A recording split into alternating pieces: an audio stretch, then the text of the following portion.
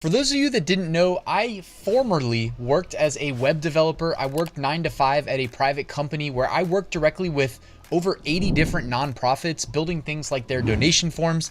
And then at night, I taught 3 different sections of a web development course at my alma mater university.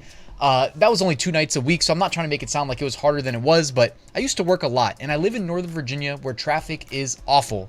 And I knew there had to be a better way to go about making this money, this thing that we call money, that we trade our time for, right? It ultimately led me to doing Amazon FBA. Now, I started my FBA journey probably in the middle of 2016 and just failed at figuring out how to even get started. It was almost like I needed a push to take it seriously. I crossed paths with somebody who was a successful FBA seller who said that he coaches people on how to sell FBA. Call it what you will, but it's kind of like the stars aligned because it wasn't an internet thing. I actually crossed paths with him in real life. I've told this story before. If you guys are interested, I'll even link you to a podcast where I broke it down on the Upflip podcast. They're really big, and told my full story. I'll put that in the description. Anyways, I tell you guys this to let you know that when I figured out how to succeed as an Amazon FBA seller, which I was doing before I ever heard about print on demand, which is what we normally talk about, before I heard about that, I was doing FBA. And FBA is almost, I don't want to say it's impossible, but damn, it's hard to do if you don't have a tool to assist you in the product research phase. There's more to it than just product research, but if you don't pick a winning product with, a realistic projection of a solid profit margin, then you're not only going to waste a lot of your time with Amazon FBA, but you're going to waste a lot of your money. Okay, so in today's video, I want to show you how I would go about doing Amazon FBA product research in 2024. We'll talk about how much it's changed since I first got started. Of course, things have changed. One of the biggest ones has been Amazon fees have gone up. So we'll talk about that in this video, and I'm going to show you how we can find some potentially winning products today in this video. So let's get right to it. When it comes to finding a winning product, not just any product, but a winner, our lives are going to be made so much easier using a tool like SellerSprite. Now, this is like an all-in-one Swiss Army knife when it comes to all things selling on Amazon. I've done videos on them in the past that I will link to in the description so you can go watch them. They go very in-depth. Today, I want to focus the scope of this video on product research. Now, when we find a winning product, we're going to most likely have to look overseas, right? I mean, why wouldn't we look everywhere in the world for good manufacturing, quality manufacturing at a competitive price that's going to assist us, again, in making some profit? Otherwise, why are we doing it? We know Amazon's continuously dipping their hands into our pockets, so we need a nice, healthy profit margin. Anyways, in SellerSprite, which I'm going to link to in the description, go to where it says Tools, and then I'm going to go to product research. Now, there's other ways to go about it, by the way.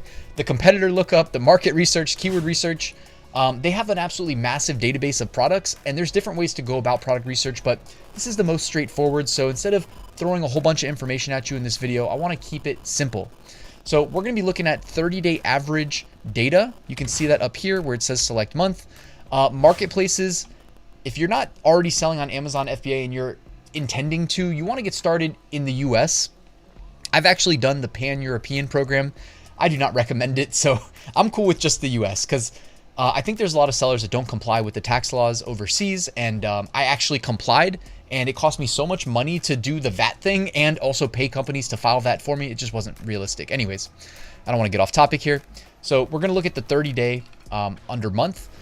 There are presets like rapid growth, potential, low-rated sellers. Why don't we just start here, actually? Oh, no, there's one recommended for newbies. So I'm assuming if you're watching this, most people on average consider themselves newbies. We can use that filter, and instead of having to come down here and input things, there's many metrics that we can input, and we'll come back, we'll revisit this, but it'll actually include some of those things here for us, for newbies, and then hit search now. It's not searching Amazon, it's searching SellerSprite's Amazon product database, almost like they're trying to mirror and clone Amazon's database here for us so that we can help hopefully find some products that are, in this case, for newbies to make our lives easier. And when it comes to FBA, guys, I didn't say private label. Private label is what I actually have been doing since 2017 is when I got my first sale. That's when I import my own products and put my own brand on it. It's not the only way to do FBA, though. You can see here it's actually recommending that we sell or consider selling Crocs. Now, Croc shoes, I personally have not really ever competed for the buy box. If we did want to sell Crocs, it's going to be us and other sellers selling the same thing and really potentially create a race to the bottom. So I'm going to go up here, and why don't we alter this filter a bit? We can really put whatever we want. So it's got some excluded keywords here. We could exclude the brand Crocs if we wanted to, but honestly, what it did here is it put monthly sales 300 minimum. That means we're selling on average about 10 units a day in a 30-day month. Monthly sales growth 3% month over month. So looking for the potential to grow. Of course, we like that. For me, monthly revenue. So this is one of these things where the more money you want to make, the better, right? But here's the thing. If your product is selling a lot, it's getting on the radar of the big guys. The guys who have been doing FBA for as long as I have and longer, okay? That have many brands in many categories. They want a piece of everything. So if you look at monthly revenue, 100,000 a month, you're going to be on the radar of, big time competition, right? Even there's companies that buy FBA businesses too. So I would say maybe even start low. Let's say that you have a realistic, like after ads, because you're going to have to advertise when you launch new products, have a projection of a 20% profit margin, and you want to take home $4,000 a month, okay, from your FBA product. So at that math, when I'm on camera, even though nobody's actually here, I'm like looking at a camera just by myself in this room, but I'm like, don't blank on this math. Don't blank on this math. 20%, what does that mean that we need to make? What, like 16? No, that'd be 25%. We need to make 20K a month. So we say minimum 20,000 a month, and let's just say max 25,000. So we're not looking at products that are selling so much that, we're going to have to worry about serious competition. I'm going to hit search now. Let's scroll down and see what SellerSprite gives us. Okay, slant board for calf stretching. I love that idea, and look how small they are. It doesn't hurt, guys, to have small, lightweight products. If it's a big product that's bulky when it's shipped, you get classified as a, it's not just when it's shipped, but when it's being stored at Amazon's warehouse, you're going to pay higher storage fees, and you pay higher shipping fees, of course. If it's heavier, you pay higher fees. So I actually love this product. In terms of something we should strongly consider later, it is doing $23,000 a month. So average BSR 3,100 right now. Love that. If you're making a list, I would definitely write that down. So I went over here to Notepad and wrote down slant board for calf stretch to remember this idea. I should also write down the ASIN, of course, so that I can find it in the future. That's going to be very helpful. This is basically how I went about it back in the day. You've got some engraved cutting boards. Now, those of us with print-on-demand experience know you probably don't want to get into competing with print-on-demand sellers, so we'll skip that. Class of 2024, graduation, yard signs. Now, people who prepare for things like that can literally make a year's, I don't want to say salary because it's not salary if you're self-employed, but I know people that literally only sell Halloween costumes on Amazon. That's all they do. They prep for that year round. They got it all down, how they run their ads, when they launch, how to find new costumes that are going to be popular. So just so you know, when I see something like that, it's like, that ship already sailed, but I could start prepping for 2025 if I was serious. Acrylic vases, wedding themed, some more print-on-demand stuff. Safety vests, I love that. Small, lightweight, folds up nicely. That could be something definitely worth exploring. And then also check out the retro color.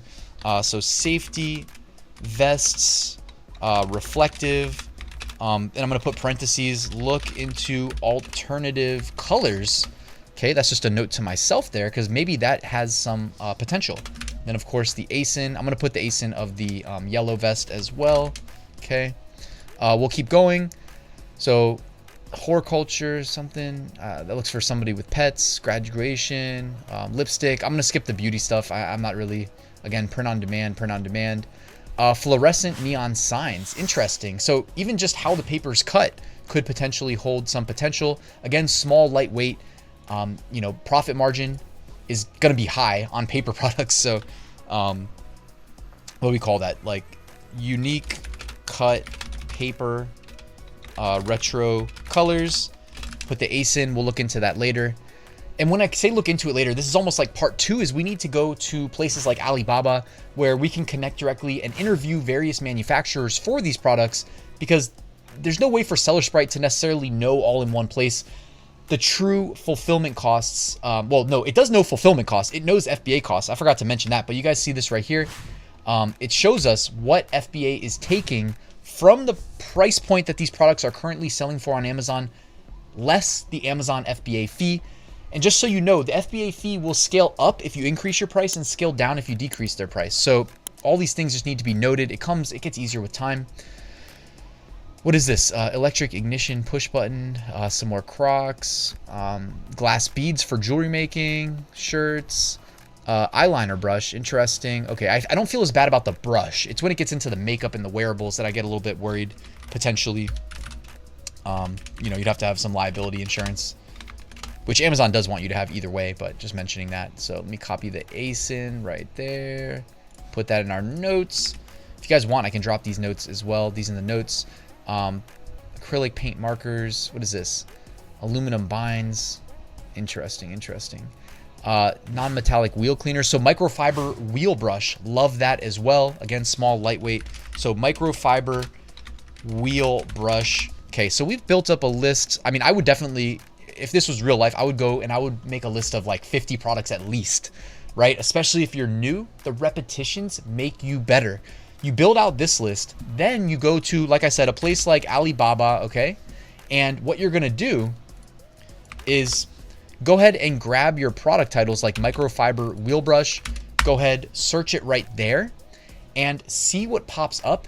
Now, you can note the prices if you want to make a spreadsheet, but I like to actually reach out to the different suppliers and see what the actual pricing is going to be. Your first order is going to be the smallest one. After that, it will scale up as you order more. Typically, the fulfillment pricing for the manufacturers goes down, increasing your profit margin. So don't be too worried about making money in the first order.